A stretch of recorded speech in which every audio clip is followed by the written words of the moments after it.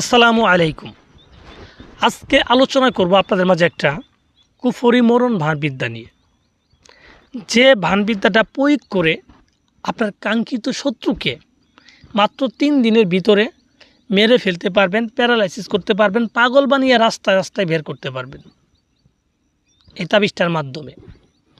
আর এটা করতে পারবেন দূরে অথবা কাছে যে কোনো ব্যক্তির জন্য, মেয়ে অথবা ছেলে, যে কারোর জন্য এই তাবিজটা আপনি করতে পারবেন। কিন্তু একটু খেয়াল করতে হবে যার জন্য করতেছেন সে আপনার প্রকৃত শত্রু কিনা। কারণ প্রকৃত শত্রুর জন্য এটা করতে পারবেন। অযথায় যদি কোনো ব্যক্তিকে আপনি ক্ষতি করার জন্য, ইচ্ছাকৃতভাবে ক্ষতি করার জন্য এটা করেন, তাহলে নিজে আপনি বিপদগ্রস্ত হবেন।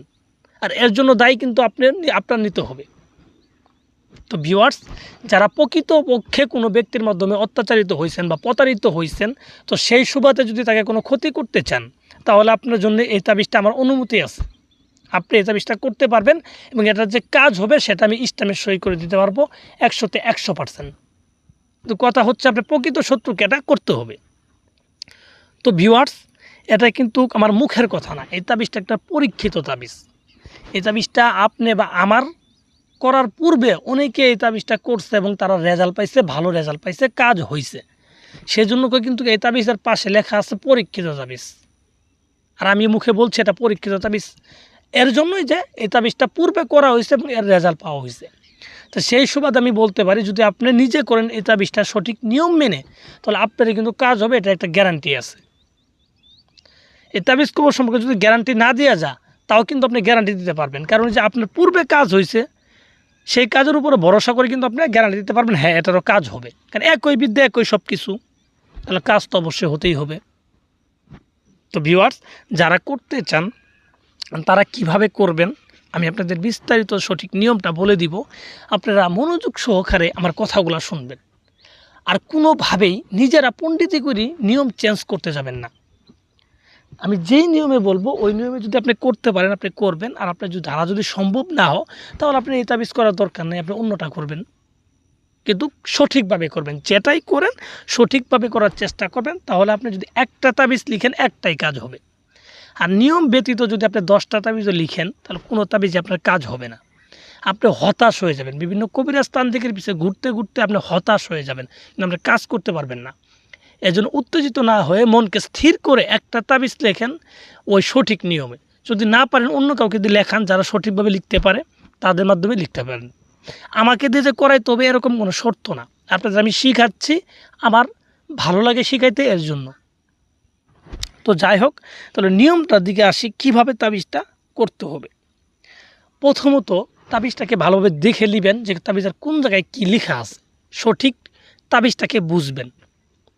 বুঝার পরে তাবিজটা লেখার জন্য যে কোনো একটা মঙ্গলবারের দিন ফজর নামাজের পর, মঙ্গলবারের দিন ফজর নামাজের পরে তাবিজটা লিখবেন।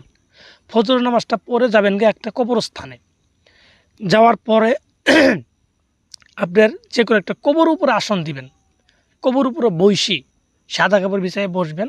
বসার পরে আপনার সামনে আগরবাতি মোমবাতি এগুলো ধরায় নেবেন। ধরায় নেওয়ার পর এই তাবিজটাকে একটা শুয়োরের চামড়ায় লিখতে হবে। শুয়োর, হিন্দুরা যে খায় শুয়োর, এই শুয়োরের চামড়ার উপরে এই তাবিজটা লিখতে হবে একটা লোহা দিয়ে। আর লোহাটাকে, একটা লোহাকে বাজার থেকে একদমই কিনে আনবেন, ফ্রিতে আনবেন না, টাকা দিয়ে কই করে আনবেন।